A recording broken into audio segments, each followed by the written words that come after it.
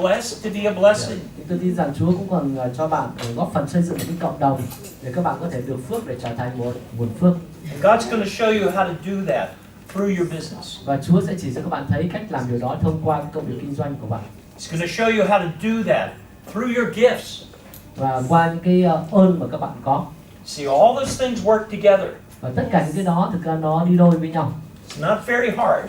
Nó không khó lắm đâu. Especially if you understand community the way that you do. Đặc biệt nếu như bạn hiểu được về cái cộng đồng. So you have an advantage over many American Christians. Tôi thấy rằng là các bạn bởi vì các bạn vốn đã hiểu về tính cộng đồng rồi cho nên các bạn có lợi thế hơn nhiều cơ đốc nhân người Mỹ đấy. Because you understand community the way that you do. Bởi vì các bạn hiểu về tính cộng đồng, người Việt vốn sống có tính cộng đồng. Amen. I want to tell you a story about one of the first workshops that we ever did of the God's Economy workshops. Trong một cái hội thảo đầu tiên mà chúng tôi tổ chức về kinh tế của Đức Chúa Trời. We went to the country of Belarus, the city of Minsk. Lúc bây giờ chúng tôi đến Minsk, thủ đô của Belarus. Minsk, Belarus is a very hard place to be a Christian. Ở đó thực ra làm cơ đốc nhân rất khó. So the government, they call it there locally, they call it the land of great controls. Tại vì ở cái đất nước đó người địa phương người ta gọi là đây là cái nơi mà rất là kiểm soát. The government owns almost everything. Nói chung là mọi thứ là đều thuộc về nhà nước hết. But even in situations like that, God has opportunity. Nhưng mà thậm chí là trong một cái hoàn cảnh như vậy, Đức Chúa Trời vẫn có những cơ hội. And so we did our workshop. Và chúng tôi tổ chức hội thảo đó. We put together a small minion group, 15 people. Và chúng tôi tổ chức những cái nhóm minion nhỏ như vậy khoảng 15 người. And within those 15 people, there were already 3 businesses. Và trong 15 người đó thì đã có 3 người là đã có sở hữu doanh nghiệp rồi. 2 years later, we came back. Sau 2 năm chúng tôi quay trở lại. Instead of just 3 businesses, there were now 12 businesses within that group. Từ 3 doanh nghiệp bây giờ trở thành 12. So the minion group helped start new businesses. Và như vậy những cái nhóm minion như vậy nó giúp để thành lập hay là khởi sự những cái doanh nghiệp mới. And the 3 original businesses had increased their income 4 times. Và 3 cái doanh nghiệp lúc ban đầu tiên có đấy thì cái doanh thu của họ được tăng gấp 4 lần sau 2 năm. And the people in the group were all growing in God. Và thực sự chúng tôi thấy rằng những người trong nhóm đó đều được tăng trưởng ở trong Chúa. They met regularly, they prayed together. Họ gặp gỡ nhau thường xuyên, họ cầu nguyện cùng nhau. And they were blessing the community around them. Và họ mang đến phước hạnh cho cộng đồng xung quanh. This was a Jewish Christian congregation. They were Jewish Christians. Yes. Và đó là một cái cộng đồng cơ đốc nhân nhưng mà là người Do Thái sống ở tại Bạch Ngang.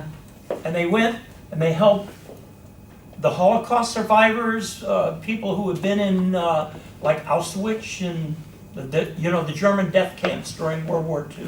They went and ministered to these people. You know the Holocaust. Yeah. Và họ thậm chí họ đã đến và giúp đỡ cho những cái người Do Thái mà sống sót qua cái thời kỳ mà trong những cái trại tị nạn, trại tập trung của Đức ở thời Thế chiến thứ hai. And they were a blessing in the community around them. Và thực sự là họ là phước hạnh cho cái cộng đồng xung quanh. So the community came to love them because they loved the community. Và cuối cùng cộng đồng xung quanh đã yêu họ bởi vì họ đã yêu cộng đồng xung quanh. Amen. Amen. Amen. Amen. God. Yes. It's almost enough. Do we need to stop? No, we're ready to stop if you want to stop. Oh, what is the flow?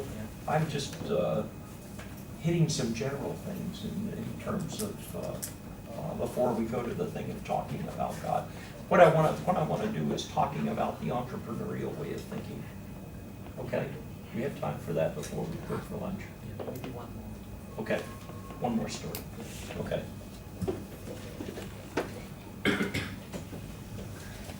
In talking about thinking differently, Khi nói về việc nghĩ khác, you need to think like an entrepreneur. Các bạn thực sự cần phải nghĩ như là một doanh nhân, một người mang đến sự sinh lời.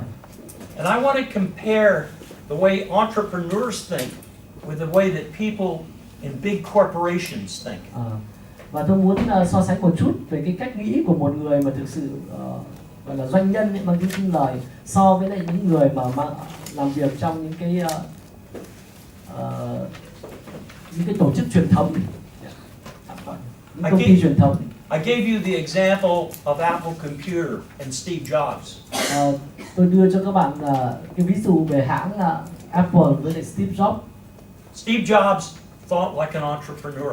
Steve Jobs có thể nói là một người mà có lối suy nghĩ thực sự là của doanh nhân. His culture operated within his company like an entrepreneurial thinking culture. Và cái văn hóa của công ty của ông đúng thực sự là một cái văn hóa của doanh nhân. In most big corporations, the focus is on the organization. Trong đa số các cái corporation, các cái tập đoàn thì cái điểm tập trung là tập trung vào tổ chức. But for the entrepreneur, the focus is on the customer and the employee. Nhưng mà đối với các thực sự những người mà thực sự là suy nghĩ là doanh nhân thì cái tập trung của họ lại là về khách hàng và nhân viên. The entrepreneur is much more flexible in his thinking. Trong cái lối suy nghĩ của mình, các doanh nhân thực thụ thì linh hoạt hơn.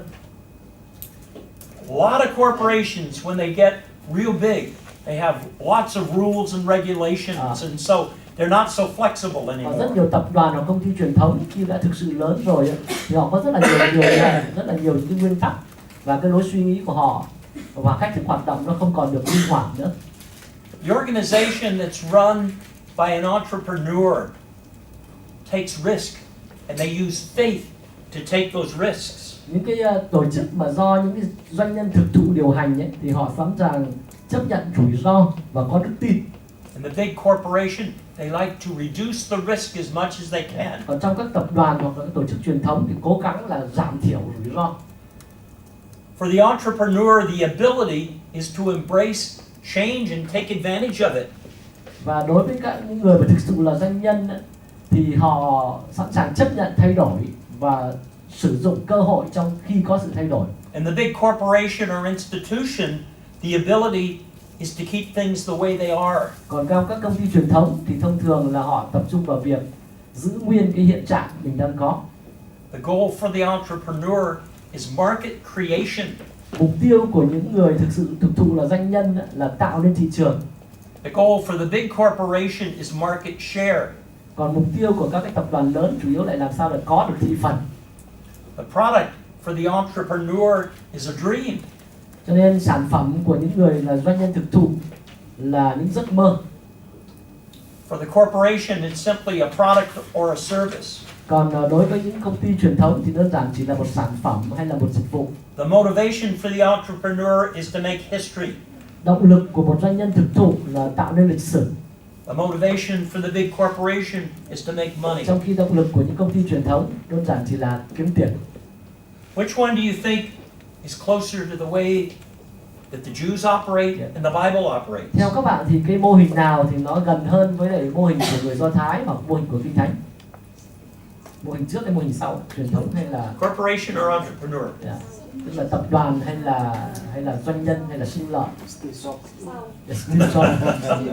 The entrepreneur, the creative way of thinking. Cái lối nghĩ sáng tạo, lối nghĩ sinh lời. I want to give you an example. Tôi muốn đưa ra một ví dụ. And that example is to make the point that in God, you never have to chase money. Và cái ví dụ này để muốn nói rằng là nói với các bạn một cái điểm rằng là trong Chúa mục tiêu của các bạn không bao giờ là đuổi theo tiền. Money will be a byproduct and a blessing rather than the goal.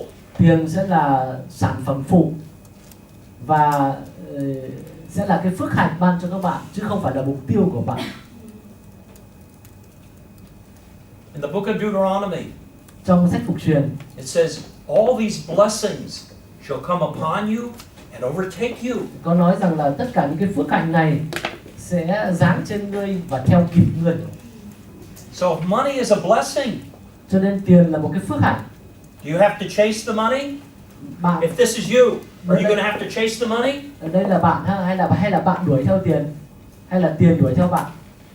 When you operate to be blessed, to be a blessing, the blessings will come upon you and overtake you. Khi bạn muốn để trở nên được phước, để trở thành nguồn phước thì As cái you phước hạnh obey sẽ God, theo bạn khi bạn biết vâng lời Chúa. and you are blessed to Bạn be a được phước blessing. để trở thành nguồn phước. You don't have to chase money because the blessings will come upon you. Bạn không phải theo đuổi tiền, không phải đuổi theo tiền, tại vì những phước hạnh sẽ đuổi theo bạn. This is one of the reasons the Jews have been successful Đó là over một the trong lý do centuries. tại sao những người Do Thái đã được thành công trong nhiều thế kỷ. Amen. Amen. Amen. Okay, that's Cảm ơn Chúa, cảm ơn ông và anh chị em. Chúng ta thấy những điều mà ông Boris vừa chia sẻ chúng ta thực sự là có giá trị đúng không ạ? Vô cùng có giá trị. Cảm ơn ông rất là nhiều. Chúng ta hãy dành một tràng vỗ tay để cảm ơn ông.